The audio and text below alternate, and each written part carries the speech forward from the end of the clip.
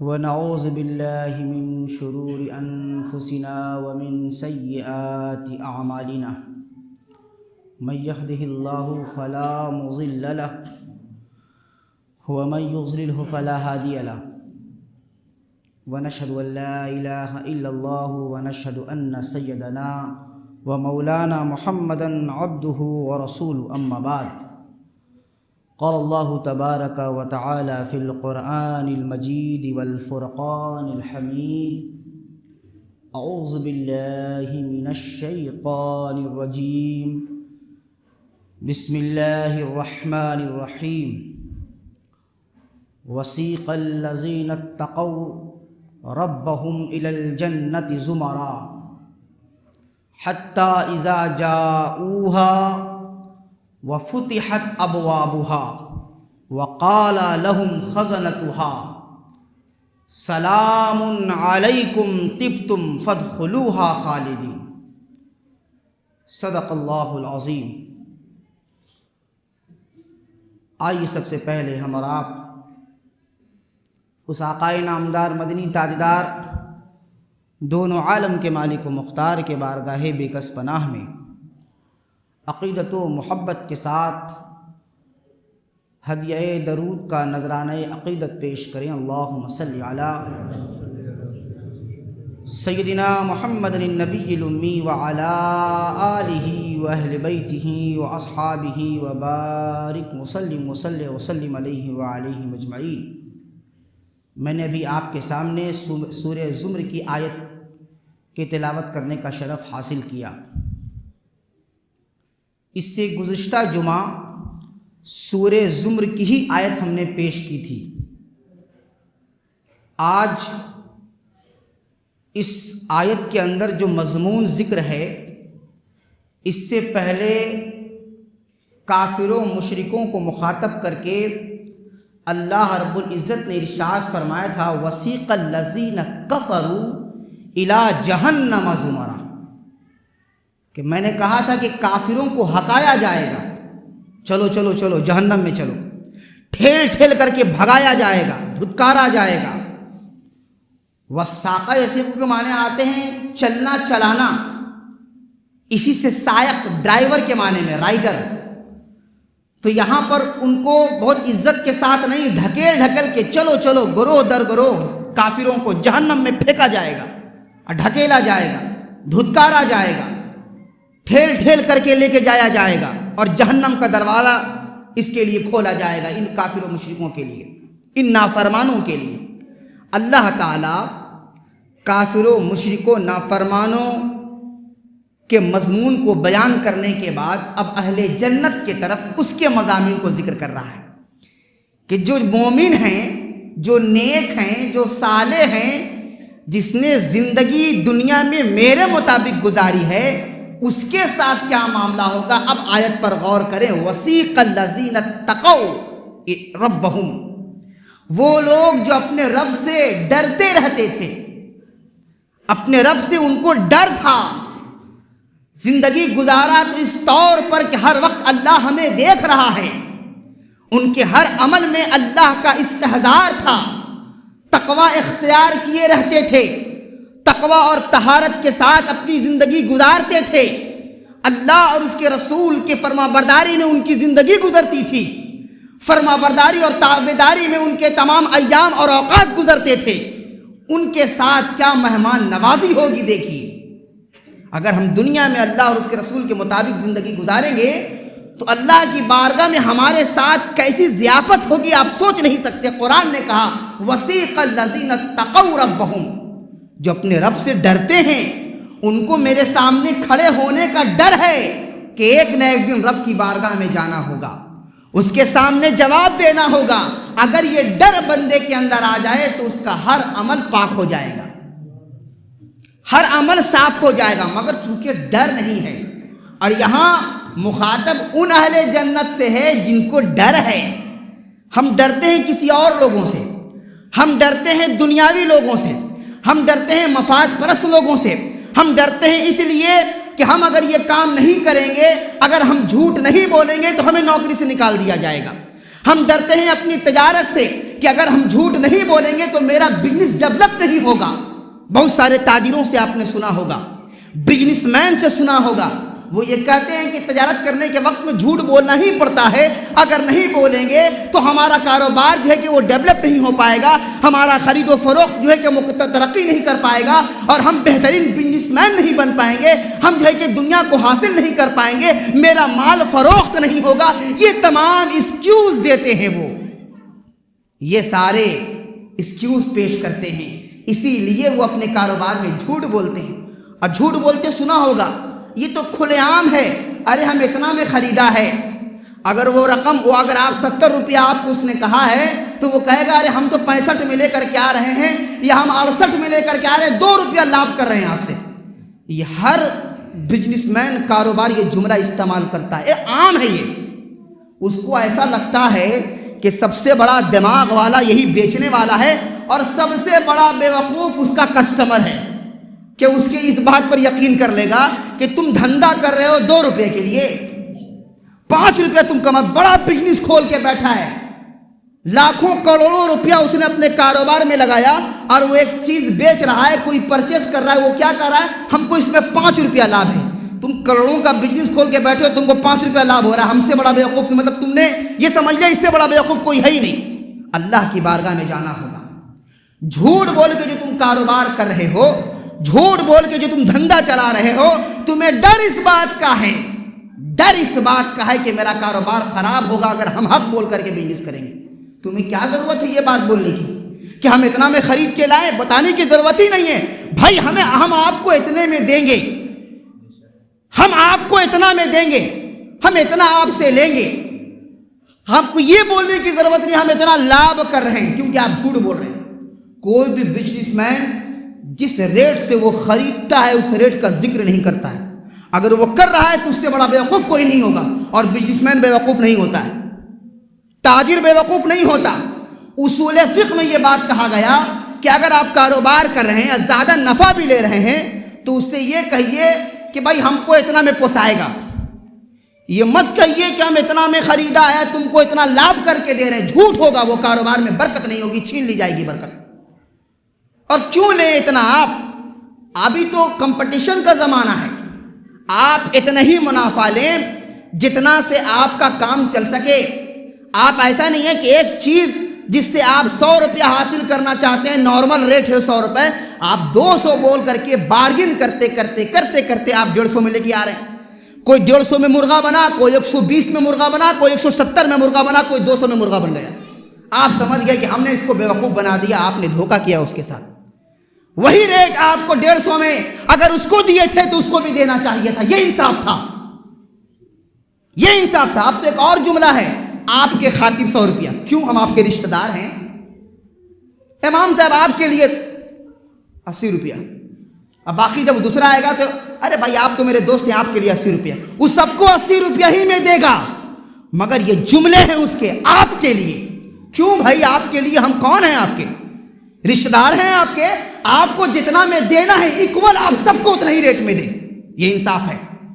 تو آپ کو ڈر اس بات کا ہے کہ میرا بزنس ٹھپ پڑ جائے گا، غلط ہے، یہ جھوٹ بولتے ہیں آپ۔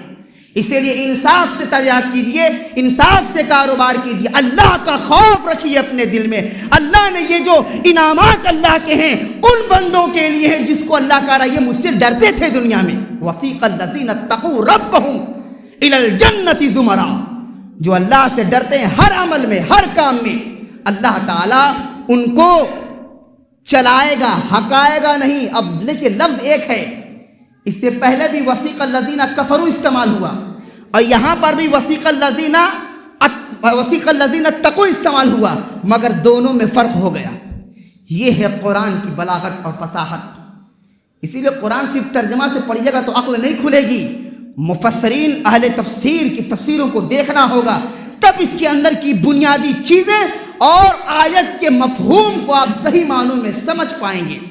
وسیقہ کے معنی تو آ رہے ہیں بھائی چلانا، مگر یہاں پر معنی پہلے والے کافروں کے لیے جب استعمال ہوا تو کہا جا رہا ہے ان کو ہکایا جائے گا، اور جب یہی وسیق الذین اتقوا کے لفظ استعمال کے ساتھ ہوا تو فرمایا جا رہا ہے کہ انہیں چلایا جائے گا، سواریوں پر بیٹھا کر کے چلایا جائے گا۔ مفسرین نے لکھا ہے تفسیر کبیر کے اندر کہ ان مومنوں کو جو استقبال ہوگا جنت، یہ لوگ گروہ در گروہ یہی جائیں گے، جہنم والے بھی گروہ میں جائیں گے، جماعت میں جائیں گے، مگر ان کو ڈھکیلا جائے گا، ہکایا جائے گا، اور ان کے ساتھ کیسا معاملہ ہوگا؟ ان کو سواری پر بٹھایا جائے گا۔ استقبال دیکھیے رب اپنے بندوں کے ساتھ کس قدر معاملہ کر رہا ہے، کیا احترام کے ساتھ، اسے شان و شوکت کے ساتھ۔ جب کوئی بادشاہ پہلے آتا تھا، آپ نے پڑھا ہوگا ناول وغیرہ میں، ڈرامہ وغیرہ میں، جب کوئی بادشاہ آتا تھا اس کی سواری آتی تھی، اور اس کے آوان و انصار اور اس کی رعایا اس کے اگل بغل میں اس کے نیچے چلتے رہتے، پیدل چلتے تھے، اور وہ سواری پہ ہوتا تھا۔ اہل جنت بھی ایسے ہی سواری پر جائیں گے، سواری پر انہیں چلایا جائے گا، اور سواری پر چلایا جائے گا۔ وسیق الذین اتقوا الی الجنۃ زمرا، ان کے بھی گروہ ہوں گے، جماعت کے ساتھ گروہ در گروہ استقبال کیا جائے گا، اور فرمایا جا رہا ہے کہ وقال لهم خزنتها، کہ جب یہ جنت کے دروازے پر پہنچیں گے تو جنت کا جو دروغہ ہے، وقال لهم خزنتها، جنت کا دروغہ کہے گا سلام علیکم، تم پر سلامتی ہو، تم نے دنیا میں پاکیزہ انداز میں زندگی گزاری ہے۔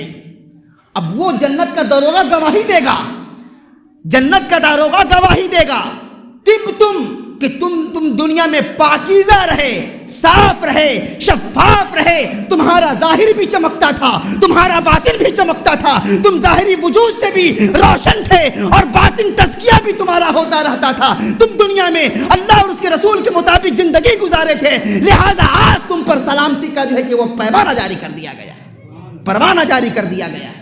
یہ جنت کا داروغہ کہے گا سلام علیکم طبتم، کہ تم پر سلامتی ہو۔ سلامتی کیوں نہ ہو؟ کیونکہ کافروں کو جہنم میں ڈھکیلا گیا تھا، اور مومنوں کو جنت کا دروازہ کھولا جا رہا ہے مومنوں کے لیے۔ تو یہ سلامتی کی تو بات ہے۔ اس تھوڑی سی زندگی میں اگر ہم اسٹرگل کر لیں، حقیقی معنوں میں آخرت کی تیاری کر لیں، تو آپ سوچ نہیں سکتے ہیں اللہ نے ہمارے لیے وہاں کیسا کیسا انتظام کیا ہے، سوچ بھی نہیں سکتے۔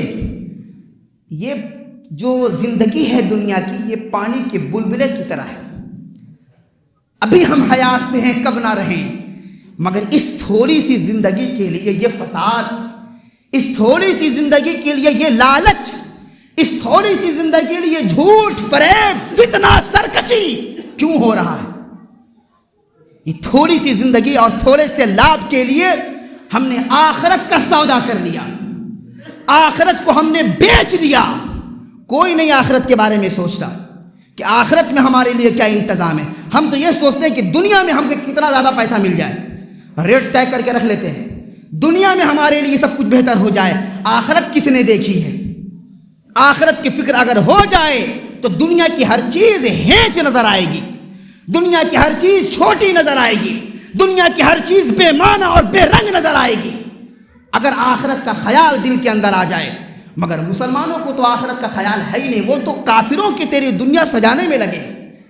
بھائی دنیا جنت تو ان کفار و مشرکین کے لیے تھی نا، پر ہم نے دنیا کو جنت بنانا شروع کر دیا، اور اس جنت بنانے کے لیے جتنا جھوٹ بول سکو بول لو، جتنا جو ہے کہ وہ بدماشی کرنا ہے کر لو، جتنا فتنہ و فساد اور جو ہے کہ وہ جھوٹ کا جو ہے کہ بازار گرم کرنا ہے کر لو، کیونکہ دنیا بچانی ہے، دنیا سنوارنا ہے، اچھے مکانات بنانے ہیں، اچھے کھانا کھانا ہے۔ اب اچھا کھانا کھانے کے لیے وہ رزق کہاں سے اللہ تعالیٰ پرووائڈ کر رہا ہے نہیں معلوم، حلال ہے حرام ہے کچھ نہیں، سب برابر، سب لپیٹ کے کھا لیا۔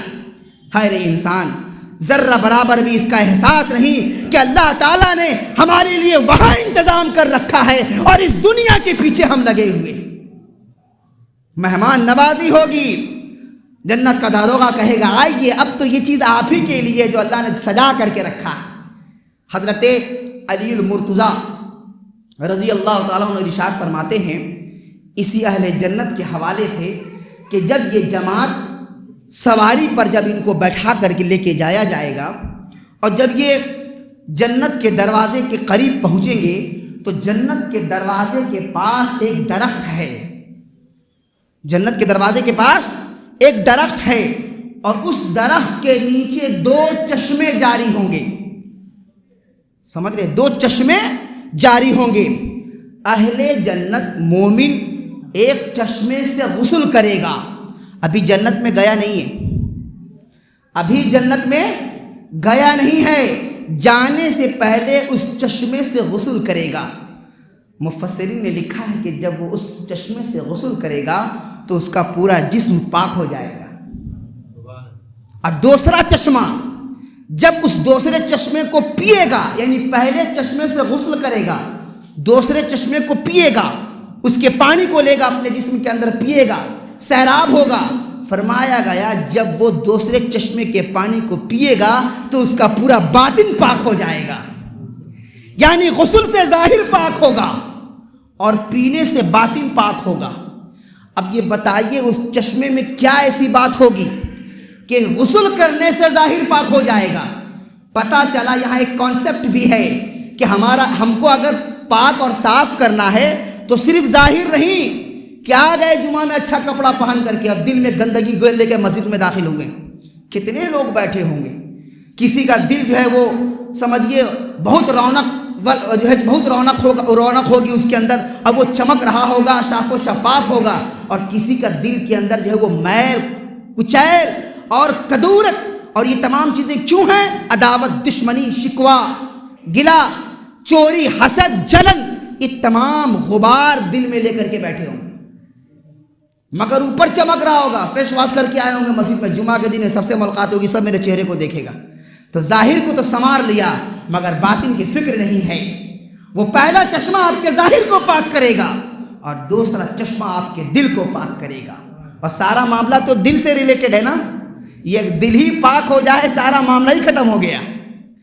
اگر یہ دل پاک صاف ہو جائے، شفاف ہو جائے تو سارا معاملہ ختم ہو گیا. پھر آپ کو کسی سے حسد ہی نہیں ہوگا، آپ جلیں گے نہیں کسی سے، کسی کی ترقی کو دیکھ کے نہیں جلیں گے، کسی کی کامیابی کو دیکھ کے نہیں جلیں گے. ابھی تو ہو رہا ہے نا، کسی کی کامیابی مسلمانوں کو ہضم نہیں. یہی وجہ ہے کہ مسلمان آگے نہیں بڑھ رہا ہے. ایک آدمی اگر آگے بڑھ رہا ہے تو دوسرا اس کے پیچھے کھینچنے کے لیے لگا ہوا ہے. نہ ہم بڑھیں گے نہ تم کو بڑھنے دیں گے. دیکھیے سبق سیکھیے پنجابیوں سے. کبھی دیکھا ہے کسی پنجابی کو بھیک مانگتے ہوئے؟ دیکھا ہے آپ کے حاجی نگر میں کوئی پنجابی آیا ہے بھیک مانگتے ہوئے؟ نہیں آیا. کیوں؟ کوآپریٹو لوگ ہیں. کیا ہے؟ بولیے. کوآپریٹو ہیں، ایک دوسرے کا تعاون کرتے ہیں، ایک دوسرے کی مدد کرتے ہیں. اگر کوئی کمزور ہے تو اس کے لیے بزنس پرووائڈ کرتے ہیں، بزنس کے لیے رقم دیتے ہیں تاکہ ایک شخص کمزور ہے تو وہ کسی اور کے پاس نہ مانگے. چند افراد مل کر کے ایک بزنس کھڑا کرتے ہیں اور اس کے بعد میں وہ شخص بزنس کرتا ہے اور اتنی ترقی کرتا ہے کہ وہ چند مہینے اور چند سالوں میں ان کے مابین، ان کے درمیان برابر ہو جاتا ہے. ہوتا ہے نا ایسا؟ گجرات میں دیکھیے آپ، گجرات کے لوگ بھی اس طریقے سے کوآپریٹو ہیں. تو مگر ہمارے یہاں مسلمانوں کا معاملہ کیا ہے؟